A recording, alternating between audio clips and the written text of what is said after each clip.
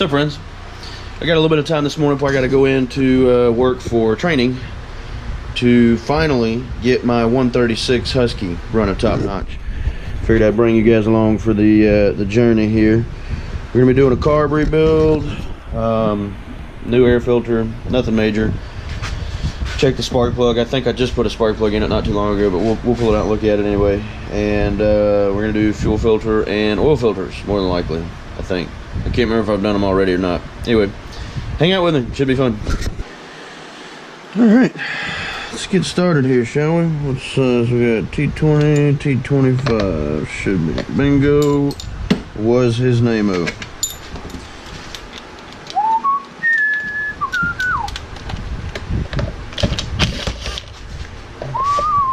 Oh, missing a screw. Dadgummit.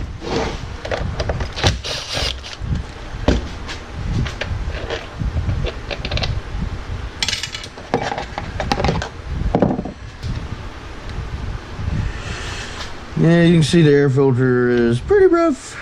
This was last minute ditch effort during Hurricane Matthew a couple of years ago. This was the only saw I had at the time. And we had some I had a tree fall on our pig pen, and so I had no choice. I had to get this thing running. It needed a carb kit then, but I pulled it apart and cleaned it up good enough and got it running and put the air filter on it. It was choking out real bad, and I was like, okay. I cut all the HEPA flock fleece material out of there and stuffed some foam I had in it. It did the trick. Did the trick. Got our brand new filter here. And friends, these things, you know, they look like they get plugged up really quick, and they do, but you know, you just give them a little tap, clean them off. These air filters last forever. These flock fleece filters, they're good filters, really. You know, treat them with care, and they'll treat you with care. Let's see what size. 10 millimeter. Oh, I guess we don't need our foam anymore, huh? We can get rid of that, I think. Alright, so we can pull this guy out of here now.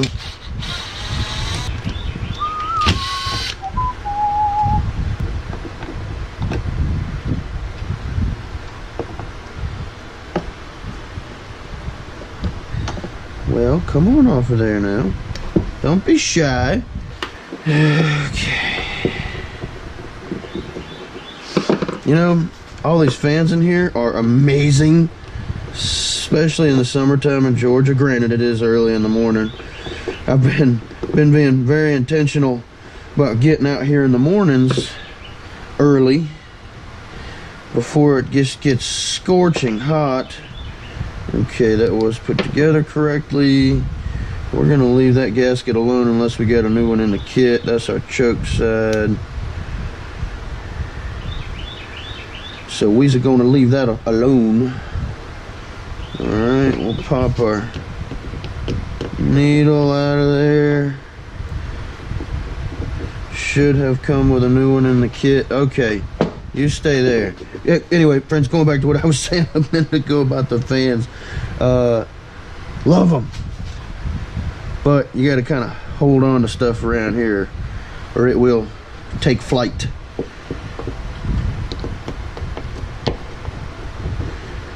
Oh, that gasket just popped right off. Okay, well, it's in decent shape. Hopefully it won't cause an induction leak when we reassemble. Assemble. You know, this carb, you know, it's ooh, oh yeah, that thing's crispy. She's a little crispy there too, but that guy right there is super crispy. And that's your fuel pump diaphragm portion of the carburetor. This is your metering side, obviously. And she was crispy, definitely crispy. Okay, remember, on the fuel pump side of your carburetor, on these little two-stroke carbs, diaphragm always goes against the body of the carb. It's opposite on the metering side. A lot of people get that confused. It's supposed to be the gasket against the body of the carb on the metering side, and then the diaphragm on top. Opposite on the fuel pump side of the carburetor. Diaphragm against the body, then gasket, then cover. Okay, so now that we've got that cleared up, let's see what all is included in our kit. Oh, Heltec, Hellion, Heltec, Helitech, Hellion, whatever. Awesome knife, love it. Oh, hey now. Now, I'm not entirely sure what that cute little thing is for. I cannot recall in my little brain if I've ever seen one of those inside a Walbro carburetor. But it doesn't matter. This is a universal kit. It'll rebuild several different models of Walbro carburetors. So, let's start with the metering side of the carb. There's our new needle. Got our new needle arm. Let's check them here. Oh, let me get that spun around there. Yep, perfect. Love it. Come on. Is there another spring in here? There is not. That's just fine there. We'll use the new spring in the kit there. Yeah, that's what we're gonna do.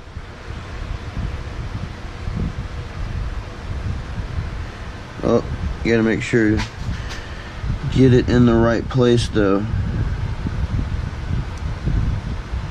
Oh, sometimes it's really bad having giant man hands. I'm just thankful I have all of my, or most of my feeling. Anyway, boom. Did we? Oh, no, we didn't get it. We had it.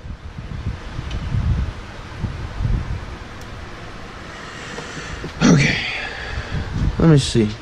Let me see if I don't have any fat hand aid tools here. I think I've got.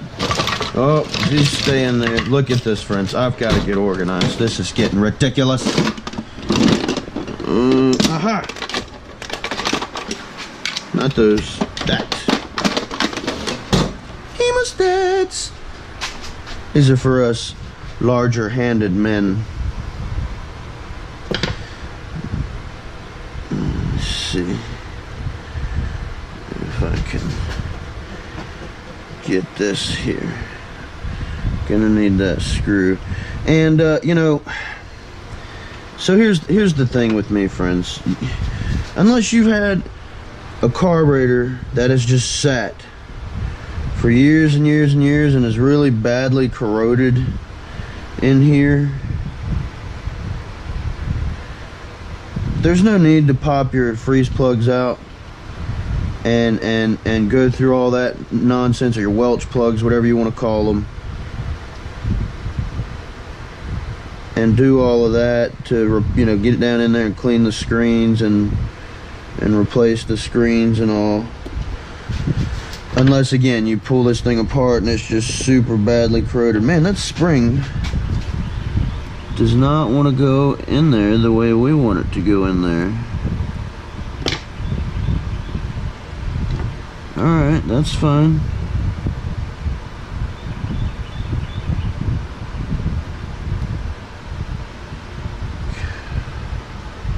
Okay, I might need to stop talking here for a minute, friends.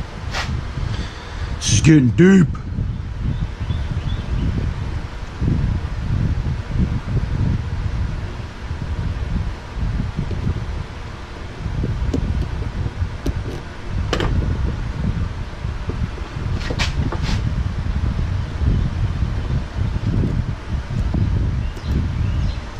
Okay, is it in there correctly? It's in there correctly. We got it.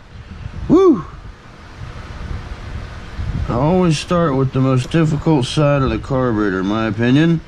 The metering side of the carb is the most difficult. Okay. Now, get our metering pin diaphragm, or metering diaphragm, excuse me, and then our gasket, which is right there. Oh, excuse me. Metering diaphragm, cover,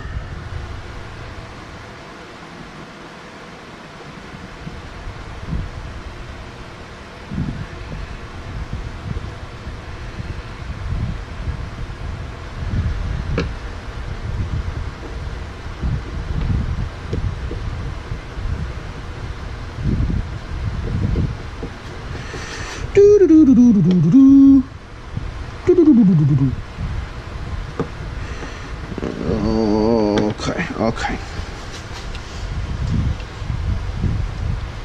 All right, so there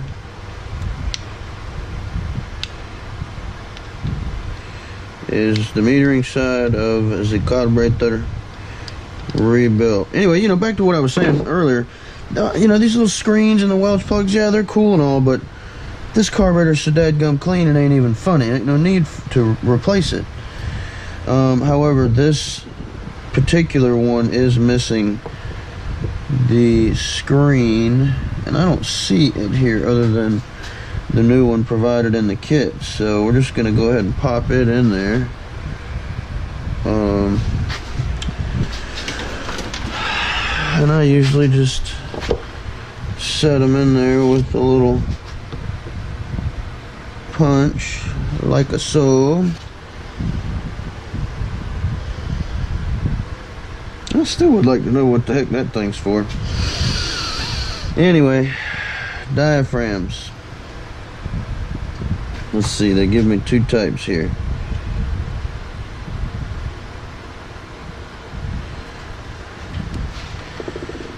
Do I want that one?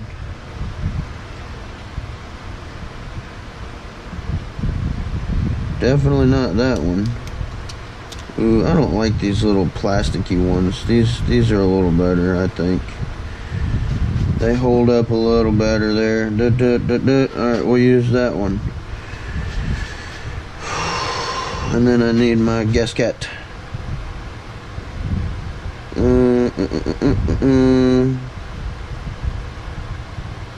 Perfection. Alright, now friends, remember, gasket goes against,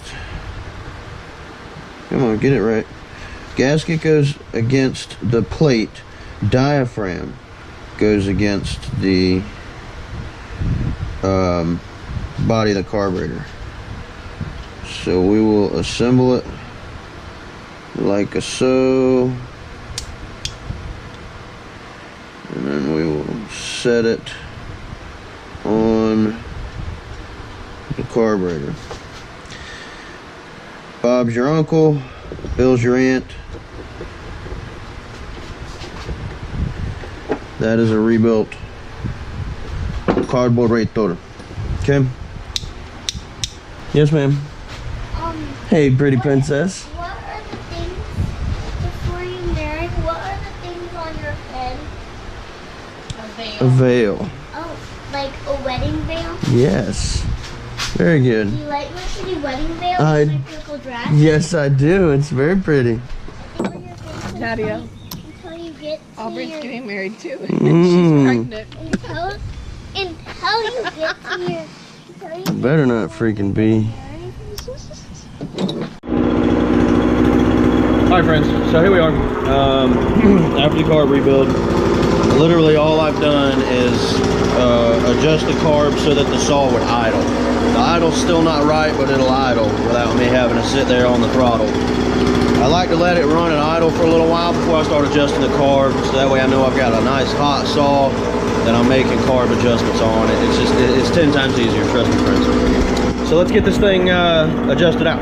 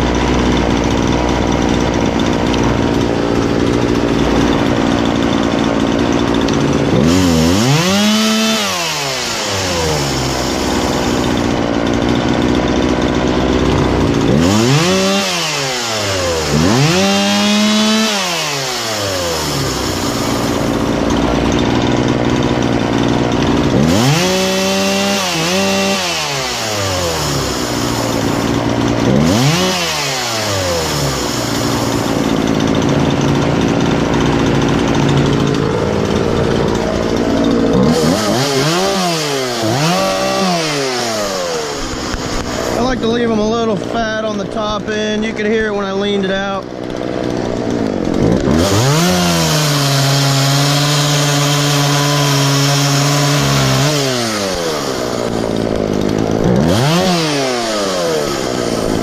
And I've got it now to where the chain isn't spinning on and on and on. That's all in your low screw adjustment.